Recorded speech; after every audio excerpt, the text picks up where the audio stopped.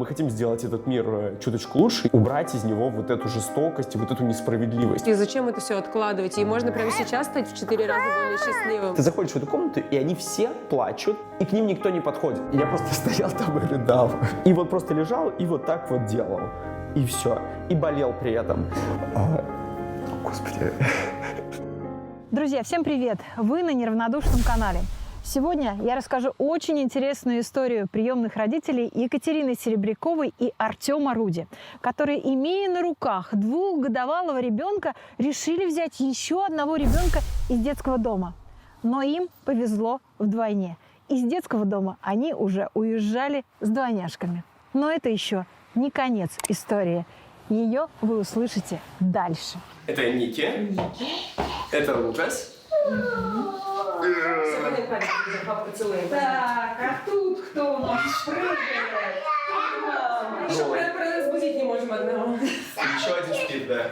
Мы хотели много детей, хотели большую, дружную, счастливую семью. И из кого она будет состоять, из своих собственных детей или из приемных, мы в тот момент не задумывались. И потом в какой-то момент мы поняли, а почему бы нет?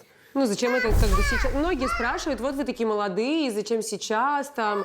Ну, окажется, что когда есть вот силы, энергия, возможности, зачем это все откладывать? И можно прямо сейчас стать в 4 раза более счастливым.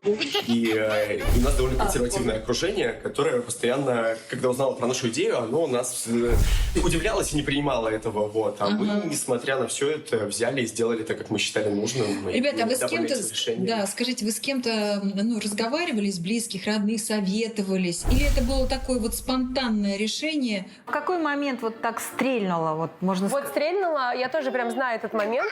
Это было сентябрь 2019 года. У меня Майк прям разговорился. И в этот момент я прям почувствовала, что теперь такой энергообмен, он не односторонний, он как бы обоюдный. И я поняла, что как бы этот энергообмен, он может быть с любым ребенком, с кровным или с приемным. Это когда ты что-то даешь ребенку, какую-то любовь, тепло, заботу, а потом получаешь это в ответ, умноженное в несколько раз. А потом как-то утром он приходит сам к тебе, целует тебя с утра спящего и говорит: «Я тебя люблю». И ты думаешь: «Господи, как это классно». Майк, тебе нравится, когда тебя снимают, скажи? Нет. Нет? А почему тебе не нравится? Света много? Не складывалось, ну, там, почти 2 года. И я там ходила к врачам, еще что-то. И мне даже врачи сами, не я у них спрашивала, а они меня спрашивали: «Кать, ну когда?» И вот там уже как бы мы взяли, получается, малышей в феврале 20-го, а где-то в декабре 19-го, когда было понятно, что уже сейчас все скоро будет происходить, я говорила, что ну подождите, сейчас я детей возьму, и все получится. Кто там, покажи. Ёжик. Ёжик. Да, Ой, у тебя столько игрушек. это не мои. Вот только мой ящик. А все остальные Общие, да? это мой. Мы за месяц закончили ШПР, за 2 месяца я собрала все документы. А вам не хотелось отложить эти документы и потом снова к этому вернуться? Не, вот оно все прям полетело, вот просто. Оно все делалось, вот у меня не было никаких накладок, ни с чем. И ШПР я пришла, они такие, не было, типа, там прям написано на сайте, что, типа, нужно 3 месяца, чтобы закончить. У нас есть семейная черта. Чем сложнее ограничения, чем выше барьеры, тем сильнее нам хочется через них перелезть. И когда мы там столкнулись со всей этой системой, которая на каждом шагу нам опять говорила: мы вам не дадим, вам это не нужно вообще, там, до свидания. У вас площадь маленькая. У вас площадь маленькая, там, жилья. Значит, нам говорили родственники, типа: вы чего, у вас там денег не хватит всех прокормить. Нам говорили друзья, типа: ребята, как бы, а как же вы поедете отдыхать там в отпуск с таким количеством детей, вы чего? И вот чем больше нам все люди вокруг говорили: нет, у вас не получится, тем больше нам самим хотелось, и тем как бы активнее мы в это дело включались. Все эти страхи, они у людей в головах. Когда ты начинаешь идти этот путь, когда ты на него встаешь, ты видишь, что он понятный, он простой, и его можно пройти. А мы изначально собирались брать одного ребенка, но нам в опеке тогда тетечка сказала, говорит: вы напишите заявление на 2, чтобы вам дали разрешение на 2. Я такая: зачем мне 2? Я такой человек, вот я решила, я вот так делаю, там, вот мне прям принципиально очень часто важно что-то почему-то. Она такая, ну вот поверьте моему опыту, я такая, ну ладно, напишем на двоих, написали. Пролистывая анкеты девочек, Катерина увидела фотографию Ники с огромными распахнутыми глазами и в розовой кофточке. Потом сижу дальше, смотрю, и тут меня что-то ёкает, я из истории открываю страничку, кликаю на «Есть брат-сестра», и открывается анкета Лукаса. Ну, и я понимаю, что они двойняшки. Я приехал в больницу, значит, зима, холодная. Значит, чтобы вы понимали, ты заходишь в эту комнату, и они все плачут, они все описанные, обкаканные, и там вот все, что может быть, и к ним никто не подходит, потому что такое на всем этаже, на весь этаж там условно там 3 медсестры. И я просто стоял там и рыдал. Это было очень сложно, вот, и я потом понимаю, что мне нужно улетать, и что единственный взрослый, который может сейчас позаботиться о Лукасе, который лежит, он лежал в кроватке, обняв игрушку просто вот в луже своей, вот просто вот весь мокрый, и вот просто лежал и вот так вот делал. И все. И болел при этом. Ему приходила медсестра, вот делала укол, крики, не крики, там комарик укусит. Ничего такого не было. Он просто так колола укол, следующий вот так вот. Господи. Мне кажется, если ты хотя бы один раз зашел в детский дом, то ты все равно идешь с ребенком. Да, невозможно оттуда было уйти одному, да. Кто-то рассказывает, что вот там, не знаю, мы там несколько посмотрели, они нам не подходили. Ну, я, конечно, наверное, мне проще рассуждать, как бы, имея кровных детей. Да. Как бы, когда люди все-таки для них это как бы как, ну, они немножко, у них другая мотивация, конечно, и тут, ну, нельзя никого Ты просто понимаешь, что когда ты, ну, как бы у тебя есть хотя бы какой-то минимальный там достаток, и у тебя все хорошо, и когда ты видишь вот этих маленьких крошек, которые ничем ни на секунду не заслужили такой жизни, в которой они живут, не заслужили такого отношения, если ты не имеешь права их не взять. Что вам говорили в опеке?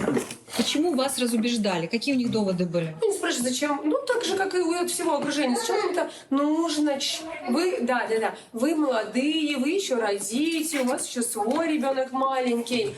Что это вы тут кого-то брать надумали? И у вас там в собственности квартира с маленькой площадью, а у нас государственного ребенка, это моя любимая формулировка, положено 17 квадратных метров, у вас их нету. Ну, вот и такого было миллион. Там, ты, не знаю, решаешь переехать, тебе выносят все мозги. А почему вы меняете место жительства? Вы что, опеку обмануть хотите?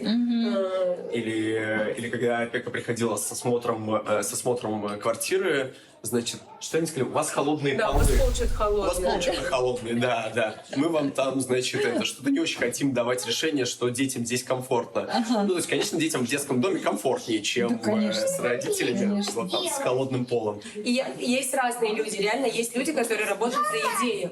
И они прям очень поддерживают, очень помогают, очень приободряют. То есть я не могу сказать, что там везде такие закрытые ворота. У детей есть диагнозы по здоровью. Кстати, да, про диагнозы. Вот. Насколько они серьезные? У одного из детей есть подтвержденный и очень жесткий диагноз, и с ним можно жить, но не все готовы, не все из нашего окружения готовы с этим жить. Ну, то есть, как бы, какие-то люди с нами перестали общаться, перестали звать нас в гости, потому что они там этого боятся. Да нет, ну просто потому что они не приняли это решение, да. Из близкого окружения таких прям не очень много. Просто люди сами просто не то чтобы они перестают общаться, но видно, что им просто некомфортно, они не понимают.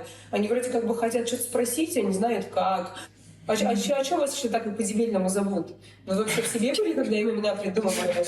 Наша философия, почему мы так сделали, что мы хотим сделать этот мир чуточку лучше. Единственный способ его сделать лучше — это убрать из него вот эту жестокость и вот эту несправедливость. Взять вот несколько вот этих маленьких крошек, которым иначе было бы просто суждено вырасти какими-нибудь, значит, там, я не знаю, злыми, черствыми людьми и продолжать творить вот это, значит, творить эту жестокость.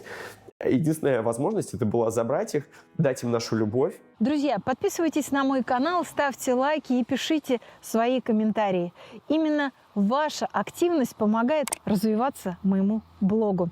И я, в свою очередь, снимаю все больше новых интересных видеоисторий. Вот как обычно начинается ваше утро, ребят? У меня всегда есть, на самом деле, как бы я не буду заниматься лукавством, всегда есть кто-то, кто помогает. Вот можно ли это сделать, знаете, так по щелчку, автоматически? Вот взял ребенка из детского дома, и все, и у тебя любовь, и ты просто безумно счастлив. Любовь — это всегда работа. Чтобы она появилась, оба человека должны в нее что-то вкладывать. Она не появляется просто так на ровном месте.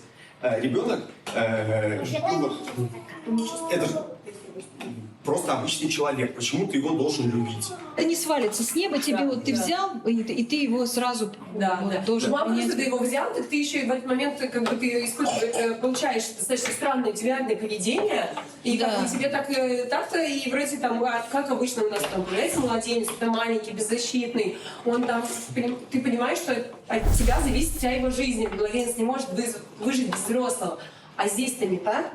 Если ты ждешь, что ты прямо сходу начнешь получать, ты взял приемных детей и начнешь получать какие-то приятные эмоции. Нет, это не так. Сначала будет очень много сложностей, будет очень много непонятного поведения самих детей. Они будут травмированы, они будут тебя испытывать, они будут тебя проверять. Надо быть честным с собой и как бы реально искать ресурс. Ну, то есть не бояться просить помощи. Ничего себе. Вот так вот прямо встала на папину руку, а?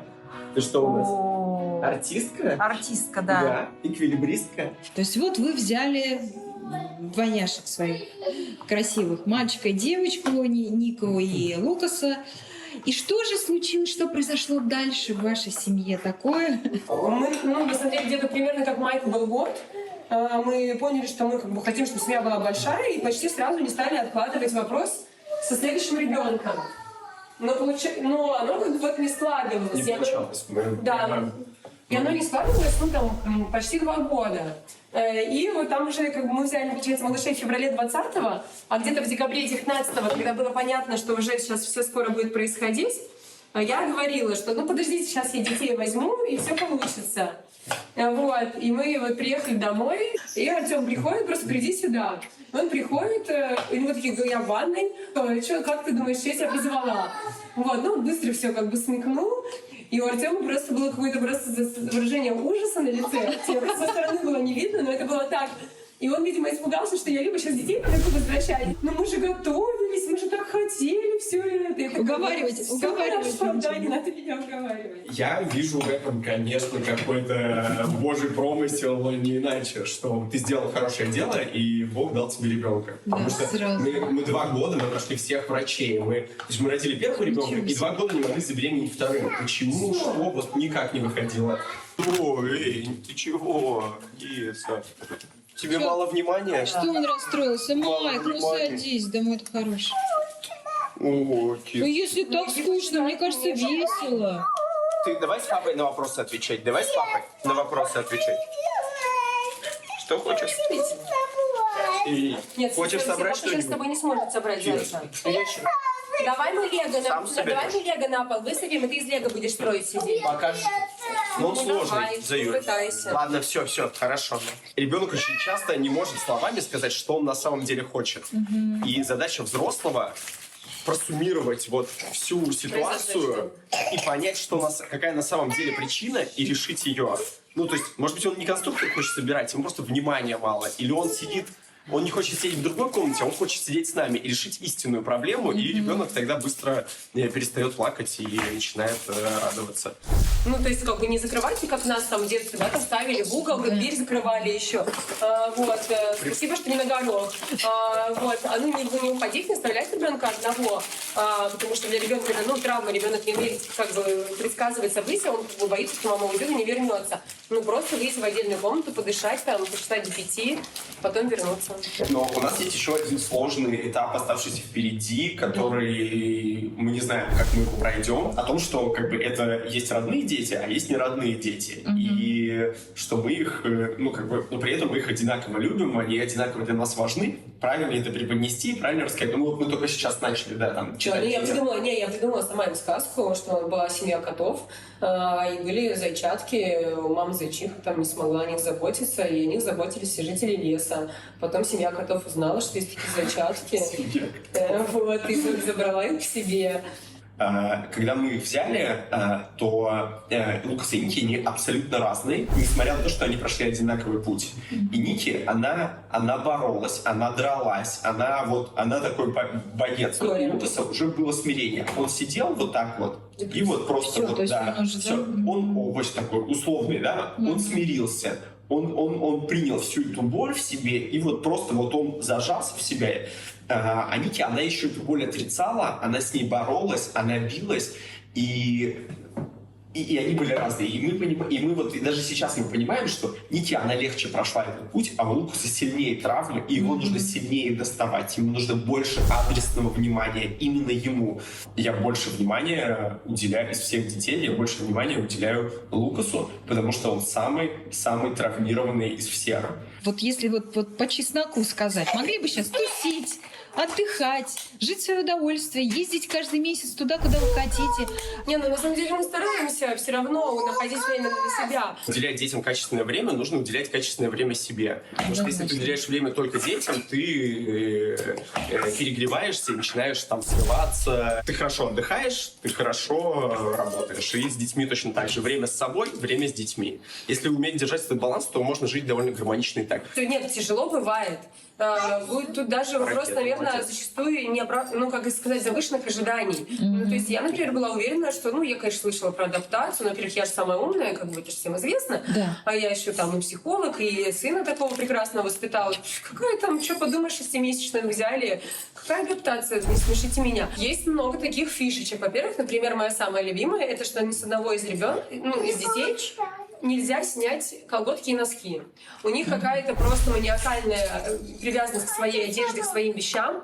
Там, не знаю, убрать на ночь игрушки, которые, там в кровать нельзя брать. А как реагировать, Кать, вот когда это происходит? Я научилась договариваться с ним заранее, там, говорю ему, что я тебе сейчас там дам носочки, там, и вот просто это каждый раз про все там. А сейчас вас смотрят такие же молодые ребята, которые тоже хотят, у них мечты, и вот они себе придумали, что они хотят взять ребенка. Вот что бы вы им сказали?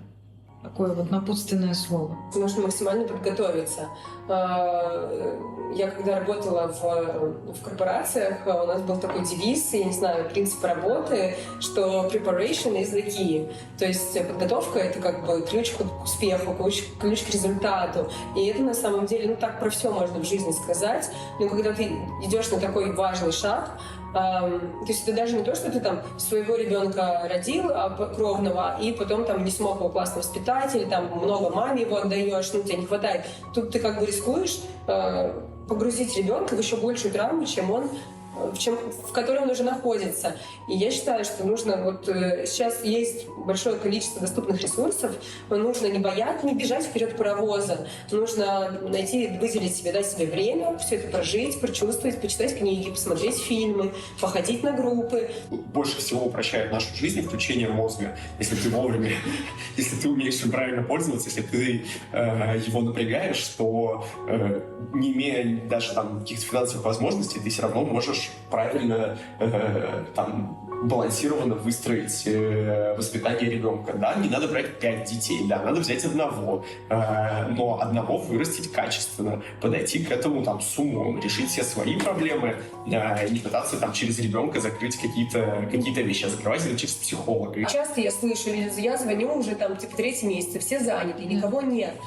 И мне кажется, в этот момент нельзя взять и такая, ладно, раз нет, я хотела 3-месячного одного, есть только 2, и им по 3 года. Тут можно, но нужно оценить. Это совсем не то, что ты искала, не совсем не то, на что ты собиралась и готовилась. Ты уверена, что ты это сможешь вывести?